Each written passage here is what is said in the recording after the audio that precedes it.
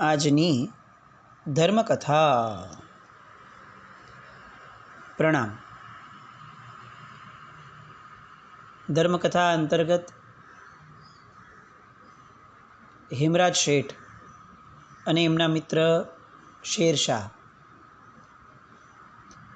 એ બંનેનો જે એક બહુ નાનકડો સમયગાળો આ દેશની અંદરમાં, આ દેશના રાજકારણમાં વીત્યો, કે જેની નોંધ બહુ અલગ રીતે લેવાની છે અથવા નથી લેવાની, એને ઉજાગર કરવાનો આપણે એક પ્રયાસ કરીએ છીએ.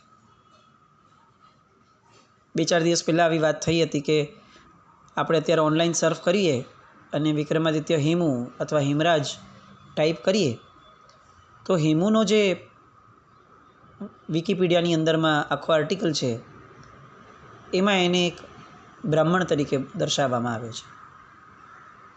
આની પહેલાં પણ આપણે આ વસ્તુની વાત થઈ હતી જ્યારે સમ્રાટ સંપ્રતિનું લેતા હતા ત્યારે ચરિત્ર, કે સમ્રાટ અશોક પાછળથી ચોક્કસપણે બૌદ્ધ ધર્મી હતો, પણ એ પૂર્વે જન્મે એ જૈન મતને માનનારો હતો.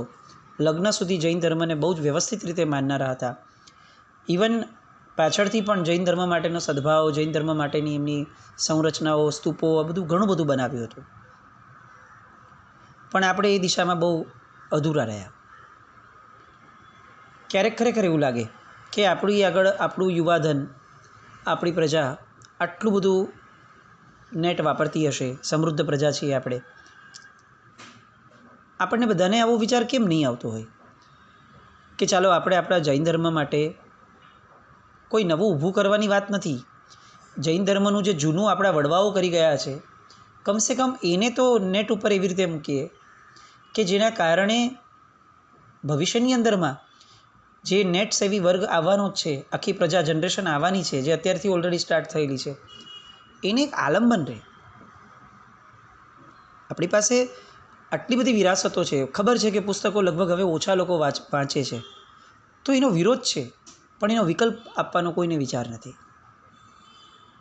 આમ દરેક વસ્તુ માટે આપણે રાહ જોતા હોઈએ કે કોઈક બહુ મોટી વ્યક્તિ આવશે, બહુ મોટું આંદોલન જગાડશે, વર્ષો વીતી જશે, પછી એ કાળ ધર્મ પામી જશે, પછી આપણને રિયલાઇઝ થશે કે એ હોત તો કેટલું સારું થાત, જો એ હોત તો આવું પણ થયું હોત, આવું પણ થયું હોત. કેમ આવું?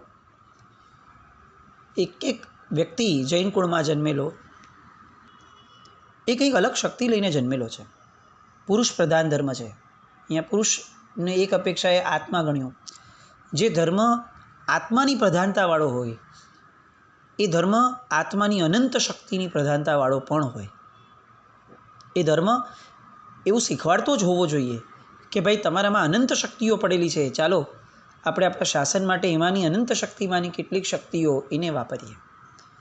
દરેક વખતે પૈસા વાપરીને શાસન ભક્તિ થાય, સારું બોલીને શાસન ભક્તિ થાય, એવું કેમ? આત્માની સૂક્ષ્મની અનંત શક્તિમાંથી પણ કેટલીક શક્તિઓ વાપરી અને એ શક્તિઓ દ્વારા શાસન ચલાવવાની વાતો એ કેમ ન થાય?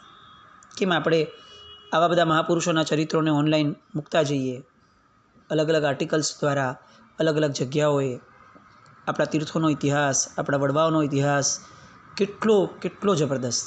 આજે આપણે વિચાર કરવા બેસે કે સાવ વગર કારણે કોઈ પણ જાતના આશય વિના, એટલે મેજર આશય વિના ધર્મકથાઓ શરૂ કરી હતી કે એમ કોઈ મહાપુરુષોના ચરિત્રો લેશું. આજે 1200-1300 ધર્મકથા સુધી આપણે પહોંચ્યા અને હજી એવું લાગે કે આપણે તો એક ટીપુ પણ આપણે અડ્યા નથી છે જૈન શાસનના પૂર્વજોનું. તો આવી જબરદસ્ત પૂર્વજોની પરંપરા એને ભવિષ્યની પેઢી સુધી પહોંચાડવા માટેની આપણી મહેનત કેટલી, એ વિચારણા કરવા જેવી છે. ફક્ત વિરોધો કરવાથી કોઈનું પેટ ભરાવાનું નથી. વિકલ્પોને ઊભા કરવાથી અને વિકલ્પોની પાછળ મહેનત કરવાથી કદાચ કોઈકનું એ પેટ ભરાશે. છેવટે આપણું મન ભરાશે કે આપણે કંઈક તો કર્યું, ફક્ત વિરોધ ન કર્યો. આવું કંઈક ઊભું થાય તો એ બહુ આવશ્યક અને બહુ જ આવકાર્ય પણ લાગે છે. આવા યુવાનો, આવા વ્યક્તિઓએ આગળ આવવું જોઈએ અને કોઈ પણ નેતૃત્વ વિના પણ આપણે કેમ આ કાર્યમાં આગળ ન વધીએ? બધા ભેગા થયા અને બધા જ નેતા, આવું પણ થઈ શકે શરૂઆતમાં તો. આવું વિચારાય. આપણે આપણી મૂળ વાત પર આવીએ. શેરશાહે સરસ મજાની બધી ઘોષણાઓ શરૂ કરી.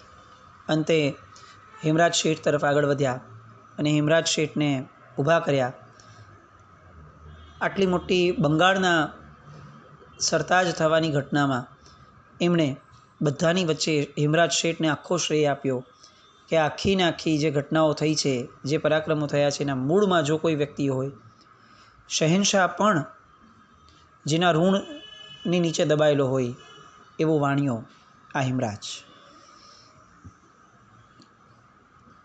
એમણે બહુ સરસ રીતે હેમરાજ શેઠને આવકાર્યા કે યુદ્ધના દિવસે જે તમને સહાય કરે એ વ્યક્તિને આખી પૃથ્વી પણ આપી દઈએ તો પણ ઓછી છે. બસ આ ન્યાય જેણે યુદ્ધના દિવસે, યુદ્ધના પહેલાંના દિવસે ને યુદ્ધના પછીના દિવસે જે વ્યક્તિ જ સર્વત્ર હતો, એવા વ્યક્તિને હું આ મારી જીત, મારું આ રાજ્ય, મારી આ રાજગાદી બધું હું સમર્પિત કરું છું. અને હવે હેમરાજ તરફ લોકોની મીટ મંડાણી. હેમરાજ શેઠ શું બોલે છે, એમના વક્તવ્ય માટે લોકો હવે થોડા અધીરા બન્યા. જૈન મતથી જેનું મન વાસિત થયું છે, જેના પર્યાયની અંદરમાં પરમાત્માના શાસનની રક્ષા માટે યુદ્ધ કરવાનું આવ્યું હોય, એ વસ્તુ અલગ છે. પરંતુ જેનો મૂળભૂત પર્યાય એ ઓલો ટેમ્પરરી પર્યાય જેવો પૂરો થઈ જાય એવું તરત જ બહાર ડોક્યું કરીને આવી જાય, એવો જૈન મતનો પર્યાય જેના મનમાં બેઠેલો હતો, એવો આ વાણિયો હતો. એમણે બહુ સરસ રીતે વાત કરી કે મારે ફક્ત એટલું કહેવું છે કે આ રાજા, નવા રાજા અને આ પ્રજામાં પ્રગટેલું નવું જોમ, આ બંને દ્વારા આ દેશની અંદરમાં ઇમારતો, બાગ બગીચાઓ, મંદિરો, મહેલો, ફુવારા, જળાશયો વગેરેની રચનાઓ કરો. આ દેશને મુગલોએ જે ખંડેર જેવો બનાવી નાખ્યો હતો આપણી પોતાની સંસ્કૃતિથી, એ ખંડેરને સજીવન કરવા માટે આ રાજગાદી છે. આજે તોપોની દુનિયાની અંદરમાં વિચાર કરવા જઈએ તો આ મુગલો જે તોપો લાવ્યા એના કારણે આપણા કેટલા બધા કિલ્લાઓ ધરાશાયી થઈ ગયા. તો એનો અર્થ એ છે કે આપણા કિલ્લાઓને વધુ મજબૂત કરવા માટેની અત્યારે આવશ્યકતા છે. એને નવેસરથી પોલાદ જેવા બનાવવા જોઈએ. અને જે રીતે આ પહાડ પરના કિલ્લાઓને મજબૂત બનાવવા જોઈએ, એવી જ રીતે આ દેશમાં વસતા લોકોના મનને પણ પોલાદ જેવા મજબૂત બનાવવા જોઈએ. અને એ કામની અંદરમાં તમારા સૌનો સાથ મળે એ બહુ આવશ્યક છે. કારણ કે હું એવું સ્પષ્ટપણે માનું છું કે સાચી શહેનશાહત એ આદર્શ રાષ્ટ્રનું સર્જન કરવામાં છે. અને એની માટે જ આ રાષ્ટ્ર ઉપર, આ રાજગાદી ઉપર આપણે બેસવાની વાત છે. બાકી કોઈ સામ્રાજ્ય, ચક્રવર્તીપણું, રાજાપણું એ તો આમ પણ શાશ્વત રીતે કોઈનું ક્યાં ટક્યું છે અને કોઈને ક્યાં પ્રાપ્ત થયું છે, થવાનું પણ નથી. બસ એકમાત્ર ઈશ્વરની સત્તા એ ઉજાગર બને એવી રાજ્ય સત્તા, રાજ્યગાદી આપણને પ્રાપ્ત થાય, આવું આપણે ઈચ્છીએ અને આવું જ આપણે પ્રયાસની દિશા પકડીએ. બહુ ટૂંકામાં એમણે પોતાનું વક્તવ્ય પૂરું કર્યું.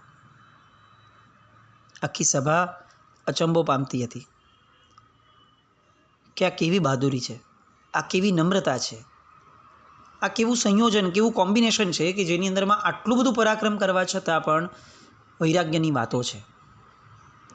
આટલી બધી પ્રસિદ્ધિ પામ્યા છતાં પણ ક્યાંય ખોવાઈ જવાની, પોતે ધરવાઈ જવાની વાતો છે.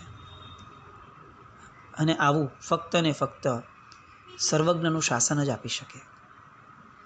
ઇતરોનું એક પણ શાસન આ બંને વિરોધી વસ્તુઓને ભેગી એક વ્યક્તિમાં, એક મનમાં, એક પર્યાયમાં ન રાખી શકે. કારણ કે વ્યવહાર અને નિશ્ચય, આ બંનેઓની ભેટ, આ બંનેઓનો સમન્વય આ જગતની અંદરમાં ફક્ત એક જ વ્યક્તિએ આપ્યો છે, એ છે તીર્થંકરો. હેમરાજ શેઠનું જીવન એ આપણને જણાવે છે કે એક જૈનત્વને પામેલો વ્યક્તિ એ કેટલો બધો પર્યાયવાદી હોય, પર્યાયને ન્યાય આપનારો હોય, પર્યાયનું ઔચિત્ય સાચવનારો હોય. આપણે તો સાવ નાના પ્રસંગની અંદરમાં લેવાઈ જઈએ, ક્યાંક ગુસ્સે થઈ જઈએ તો એ પર્યાયને એટલો લાંબો ટકાવી રાખીએ કે એની માટે વેર ઊભો કરી લઈએ. આપણા જીવનની અંદરમાં કોઈ જાતની પર્યાય બુદ્ધિ કેળવવાની વાત જ નહીં. દ્રવ્ય, ગુણ, પર્યાય આ ત્રણના ભેદ સમજવાની પણ વાત નહીં. બસ એ જ ટોળાની જેમ જીવવાની વાત. આમાં ભવાંતરમાં આપણને લોકોત્તર શાસન મળે એવી કોઈ પાત્રતા ક્યાં થવાની?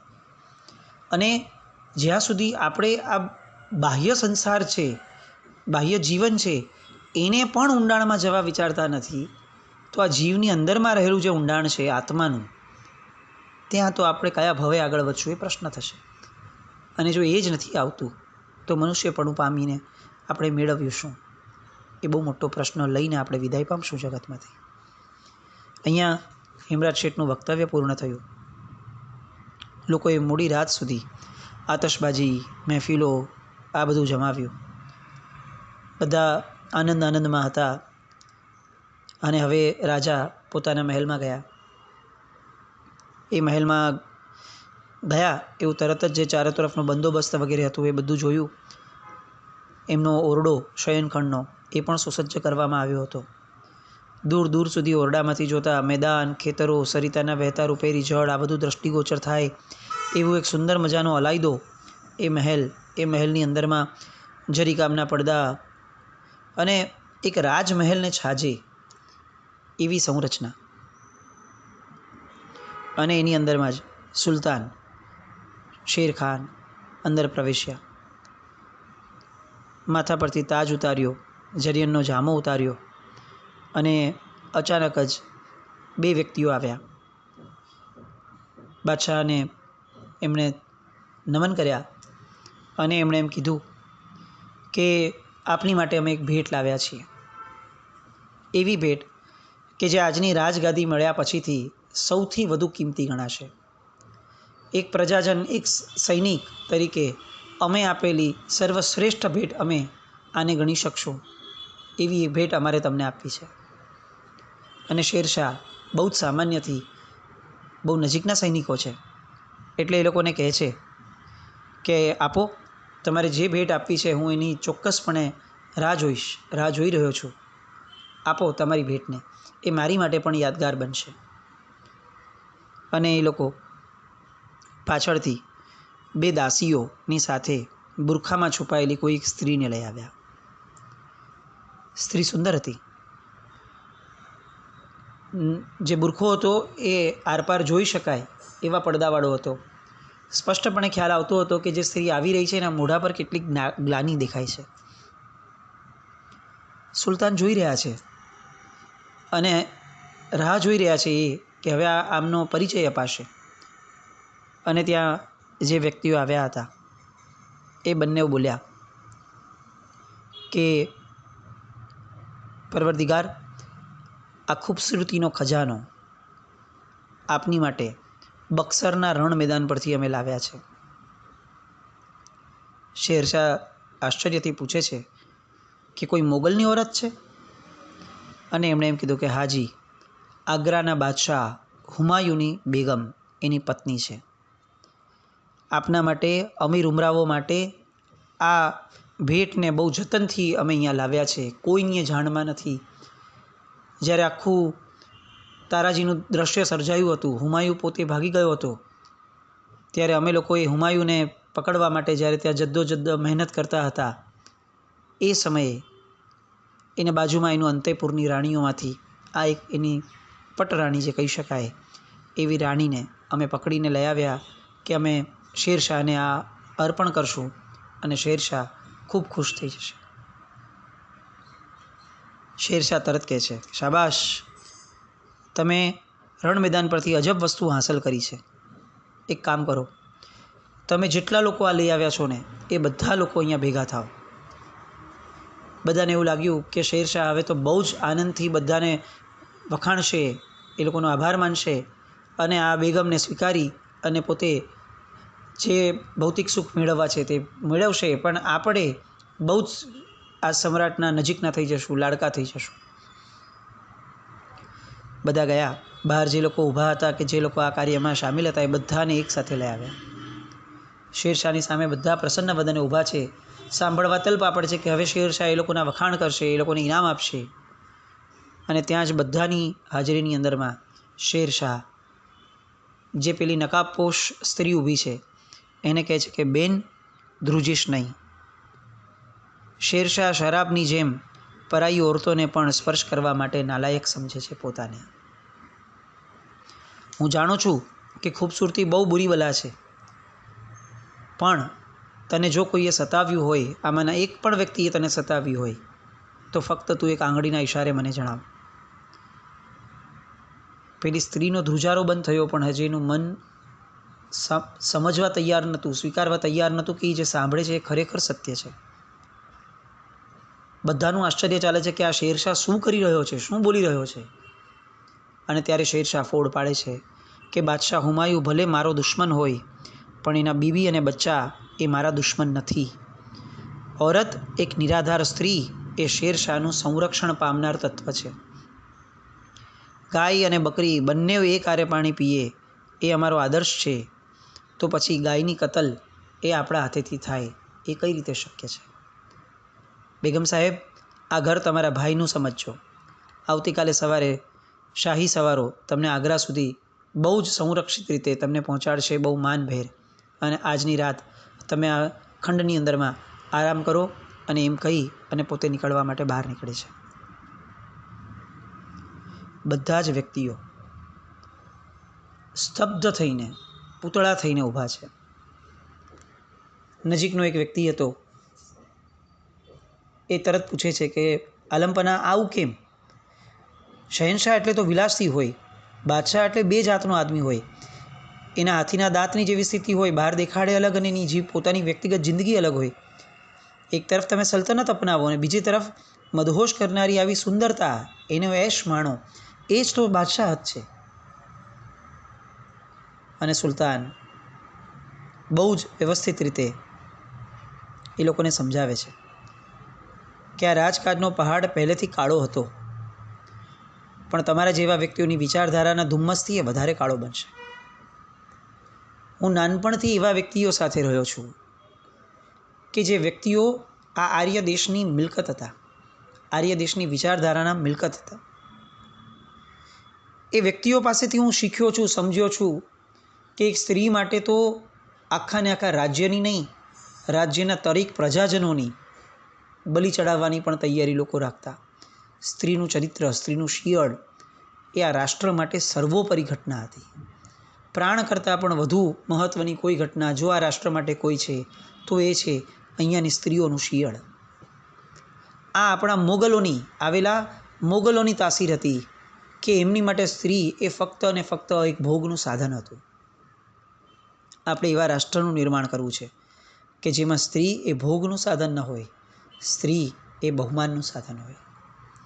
જેમાં સ્ત્રીને ભોગવવા માટે ફક્ત એક વસ્તુ તરીકે એની હારે વ્યવહાર ન કરાય, જેમાં સ્ત્રીની સાથે એની ગરિમા જળવાય, એનું માન જળવાય, એનો રુતબો જળવાય, એને સંરક્ષણ મળે, એને એક પ્રકારની અંદરમાં હૂંફ મળે, એવું વર્તન થાય એવો આ દેશ છે. અને એવા દેશને ફરીથી આપણે નવસર્જિત કરવાનો છે. મારો મિત્ર હિમરાજ હંમેશા આવું કહેતો કે જે માણસ એક સ્ત્રીને માનભરી નજરથી નથી જોઈ શકતો, એ જગતમાં ક્યારેય પણ કોઈનું માન મેળવવા માટે લાયક નથી હોતો. જાહેર કરી દો આખા રાજ્યની અંદરમાં કે શહેનશાહ હરેક ઔરતને નેક નજરથી નિરખવાનો છે. એની જે જવાની છે ને એ એક દિવસ જવાની છે, એ માખણ જેવી છે, જેને જરાક આયુષ્યનો તાપ લાગશે એટલે પીગળી જવાની છે. એટલે તમે પણ હવે વિચાર કરો, મૃત્યુ અવશ્ય છે. આજે જો તમે મને માર્ગ જે બતાવો છો, જો એ માર્ગે હું જાઉં તો પણ મારી માટે કફન તૈયાર છે. અને મારા મિત્રએ જે મને વાત કરી છે એ રસ્તે હું જાઉં તો પણ મારી માટે કફન તૈયાર છે. પણ એક પ્રશ્ન વિચારજો કે જો તમારા ગયેલા માર્ગે હું જઈશ તો મારી ખાક પર ધૂળ નાખનારા માણસો એ હકીકતની અંદરમાં ફક્ત ધૂળ વેરશે. પણ જો મારા મિત્રએ કીધેલા માર્ગ પર હું ચાલીશ, હું અલ્લાહે જે કીધું છે એવા નેક માર્ગ ઉપર ચાલીશ, તો મારી ખાકમાં ધૂળ મેળવવા એ બહુ મોટા મોટા મહાપુરુષો નહીં, આ જગતના દેવો પણ આવશે. ફિલસૂફીભરી વાતો અને બધાને કહે છે કે તમે આ પાપનું પ્રાયશ્ચિત કરજો, થોડા પાછા વળજો. તમને જે શાહી ઇનામની ઈચ્છા છે ને એ ઇનામ ચોક્કસ મળશે, પણ એની માટે હવે મનને બરોબર તૈયાર કરજો કે આજ પછી એક પણ સ્ત્રી માટે તમારી નજર ક્યારેય નબળી ન થાય. તમારું મન ક્યારેક કુવિચારમાં ના પડે.